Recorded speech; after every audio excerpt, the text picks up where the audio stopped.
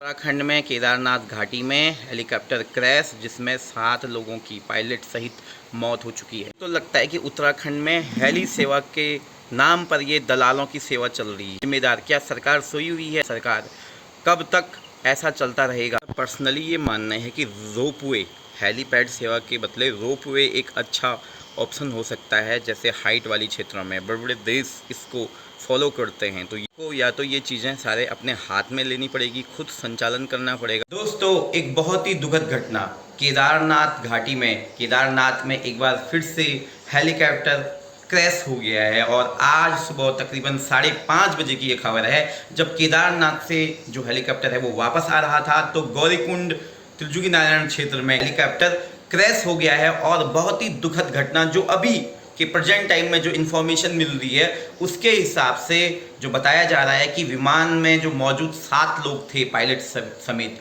सभी की दर्दनाक मौत हो चुकी है। और ये एक बहुत ही बड़ी घटना। कुछ ही दिन पहले हमने देखा कि अहमदाबाद में एक विमान हादसा हुआ था जिसमें 200-250 लोग मर गए। अभी उससे हम उभरे नहीं थे कि केदारनाथ में आज सुबह सुबह ये दर्दनाक घटना जिसमें 7 लोगों की मौत हो गई है। अब दोस्तों, कुछ दिन पहले ही 7 जून की बात है, ऐसा ही एक घटना उत्तराखंड में जिसमें बाल बाल बच गया था वो हेलीकॉप्टर, और वो एक कार के ऊपर जा गिरा टेक ऑफ करते ही। वो तो वहाँ पर गनीमत ये रही कि बड़ा हादसा टल गया, लेकिन एक हफ्ते के अंदर इस तरह की बड़ी घटना, 7 लोग मर गए हैं, जिसमें कौन लेगा इस बात की जिम्मेदारी? मुख्यमंत्री धामी ने बैठक भी बुलाई थी, विमान कंपनियों को ये बताया भी था कि भाई किस तरीके से जो विमान उड़ाए जा रहे हैं, क्या उसमें एक पैरामीटर होने चाहिए, क्या उसमें पैमाने होने चाहिए, नहीं होने चाहिए। लेकिन फिर भी ये दुखद घटना, बहुत बड़ी दुखद घटना है। क्या परमानेंटली विमान तब तक बंद नहीं हो सकते हैं? क्योंकि मुझे लगता है कि इंसान की ज़िंदगी से बड़ी कोई चीज़ नहीं है। देखो, तीर्थ यात्रा करते हैं, लोगों की भक्ति भाव है, लेकिन पैदल यात्रा जो कर रहे हैं वही सर्वश्रेष्ठ है। फिलहाल कुछ दिन तक अगर ये विमान रुक भी जाए तो भाई जरूरी नहीं है कि पैसा पैसा पैसा मोटा पैसा, ये जरूरी नहीं है। लोगों की जान बहुत इंपॉर्टेंट है।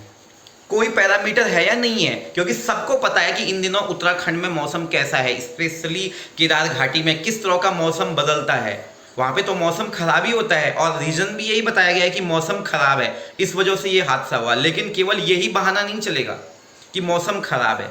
क्या वहाँ पर मौसम से रिलेटेड कोई रडार है या नहीं है, कोई पैरामीटर है या नहीं है, कोई पैमाना है या नहीं है? और ये बात भी जो है कंफर्म होनी चाहिए कि भाई सिंगल इंजन हेलीकॉप्टर या डबल इंजन हेलीकॉप्टर, कौन सा हेलीकॉप्टर चलेगा?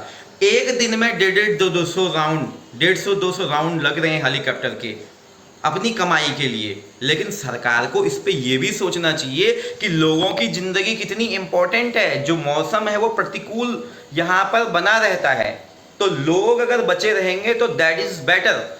लेकिन लोगों की ज़िंदगी इस तरीके से जा रही है, कौन रहेगा जिम्मेदार? कुछ समय पहले हमने 7 जून को ये घटना देखी थी, एक हफ्ते के अंतर्गत इस तरह का दोबारा वहाँ पर क्रैश हो गया। देश में अहमदाबाद हमारे सामने एक एग्जाम्पल है।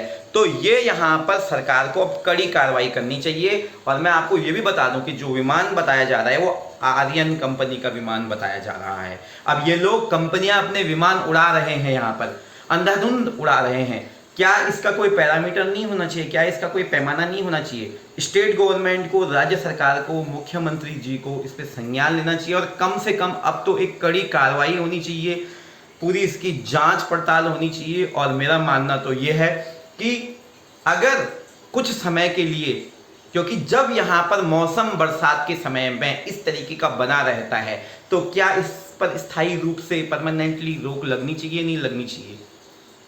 क्योंकि भाई जनता, पब्लिक की जो सुरक्षा है, तीर्थ यात्रियों की जो सुरक्षा है, वो सबसे बड़ी प्रायोरिटी होनी चाहिए। तो ये अपने आप में एक बहुत ही दुखद घटना, प्रश्न चिन्ह लगाते हुए शासन प्रशासन पर, सिस्टम पर, कि कैसे इसकी भरपाई की जाए और कौन है इसके लिए जिम्मेदार। ये एक बहुत गहरी और दुखद घटना है सभी लोगों के लिए। कुछ महाराष्ट्र के इसमें लोग बताए जा रहे हैं, कुछ लोकल्स इसमें बताए जा रहे हैं। सभी मृतकों के परिवार के साथ हमारी गहरी संवेदना है। लेकिन ये सरकार के ऊपर भी जो है एक बहुत बड़ा प्रश्न चिन्ह, विमान कंपनियों के ऊपर भी एक बहुत बड़ा प्रश्न चिन्ह लगाता है।